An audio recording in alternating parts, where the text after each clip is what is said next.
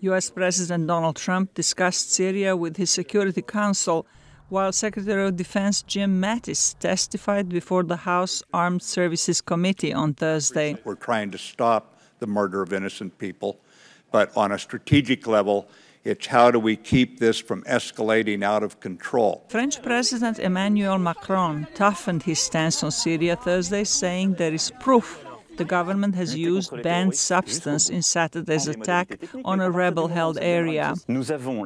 We have proof that last week, nearly 10 days ago now, chemical weapons were used, at least chlorine, and that they have been used by the regime of Bashar al-Assad. Macron said he is discussing with the United States and other allies a possible military intervention to disable Assad's chemical weapons infrastructure. German Chancellor Angela Merkel noted Thursday that Syria clearly has not destroyed its arsenal of chemical weapons as agreed in 2013. She said her country would not join a military operation in Syria, but that a full spectrum of measures will be considered in response to Saturday's gas attack in Douma. Russia, Syria's main military ally, is calling for de-escalation. We are living in 2018.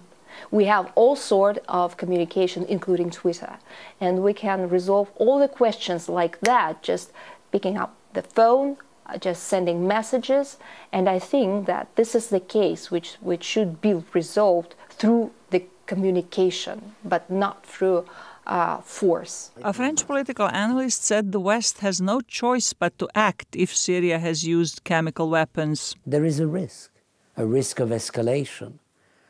So striking at Syria is not a good solution, but doing nothing after the use of chemical weapons is even worse as an alternative. The U.S. bombing of Syrian targets after last year's chemical attack has not been enough to deter Assad in the long run. The allies need to discuss a more consequential response, says former U.S. Ambassador to Syria, Edward Jerejian. That means sustained military operations that really do degrade and harm his infrastructure to conduct these attacks. Syria's civil war has entered its 8th year with no end in sight.